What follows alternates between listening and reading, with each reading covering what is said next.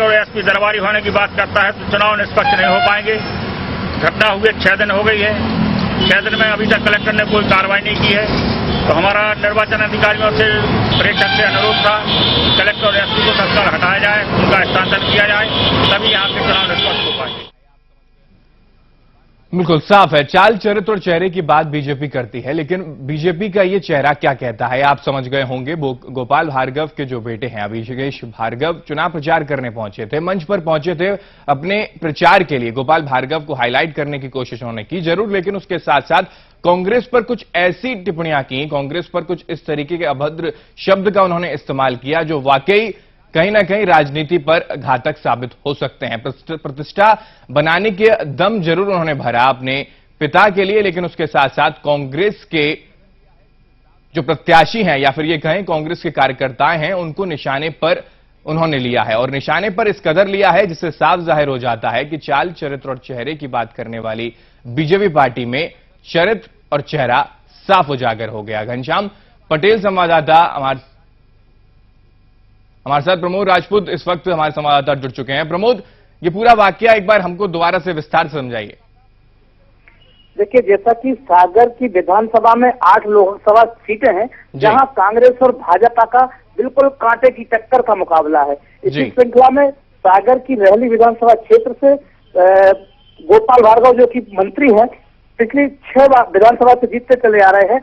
इनका मुकाबला कांग्रेस के कद्दावर नेता ब्रजबिहारी पटेरिया से है। ब्रजबिहारी पटेरिया चूंकि क्षेत्र देवरी के रहने वाले हैं, बावजूद इसके कद्दावर और जैसा कि सागर के पूरे विधानसभा क्षेत्र में जातिगत समीकरण के आधार पर चुनाव को उतारा गया है, उसी बात के मद्देनजर जब ये यहाँ चुनावी कड़ा मुकाबला चल रहा है तो इनका प्रचार प्रसार जो किया जा रहा है उसमें राजनेता और राजनेताओं के पुत्र अपनी तमाम कोशिश, तमाम बयानबाजी के साथ में उतरे हुए। इसी श्रृंखला में बीते 14 नवंबर को जब ये मंत्री गोपाल भार्गव के पुत्र अभिषेक भार्गव जो कि स्वयं प्रदेश में भारतीय जो युवा मोर्चा के उपाध्यक्ष हैं, इन्होंने इतना अधिक विवादित बयान दिया कि जिसको लेकर कांग्रेस आज चुनाव आयोग के पास पहुंची है शिकायत लेकर।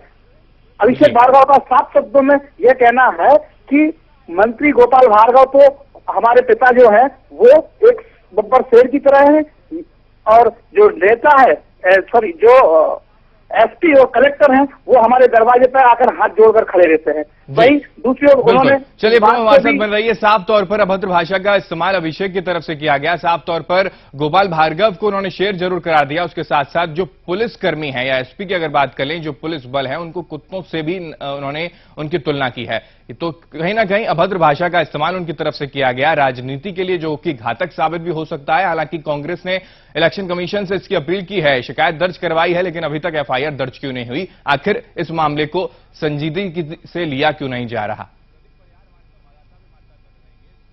और हमारे साथ इस बीच राकेश शर्मा बीजेपी प्रवक्ता हमारे साथ जुड़े हुए हैं और वहीं प्रदीप परिहार हमारे संवाददाता भी हमारे साथ बने रहेंगे। इससे पहले सबसे पहले हम राकेश शर्मा जी के पास चलते हैं। राकेश शर्मा जी, आखिर राजनीति किस ओर जा रही है? ये जो बयान आपने खुद सुना, हमने आपको सुनाया, आखिर ये किस तरीके का बयान है? राजनीति में इसका किस तरीके से इस्तेमाल किया जा रहा है? जो बयानबाजी हो रही है उस राजनीति किस ओर जा रही है? देखिए अमित जी, मैं तो एक आपके मंच से निवेदन करना चाहता हूं कि राजनीतिक व्यक्ति को मंच से जब भाषण देता है तो उसको अपने भाषण में संयम का परिचय देना चाहिए। पर एक बात मैं यहां स्पष्ट करूं, मैंने भी अभिषेक भार्गव का भाषण सुना। आज उनका बयान आया है अधिकृत रूप से, समस्त पेपरों में छपा है कि इस तरह की बयानबाजी मैंने नहीं की है, मेरे बयान को तोड़ मरोड़ के पेश किया गया है। जब अभिषेक भार्गव ने सीधे सीधे ये कहा है कि मेरे बयान को तोड़ मरोड़ के पेश किया गया है तो ये विषय खत्म हो जाता है। दूसरी बात अमित जी, ये भी होता है कि राहुल गांधी जी कांग्रेस के राष्ट्रीय उपाध्यक्ष हैं और शीर्ष नेतृत्व में कांग्रेस के शामिल हैं। राकेश जी, आखिर ये राजनीति भाषा का जो प्रयोग किया गया भाषण में, आपने लगता है ढंग से सुना नहीं। एक बार मैं आपको दोबारा सुनाना चाहूंगा कि आखिर उन्होंने क्या कुछ कहा। एक बार आप सुन लीजिए, उसके बाद बताइएगा तोड़ मरोड़ को पेश किसने किया है।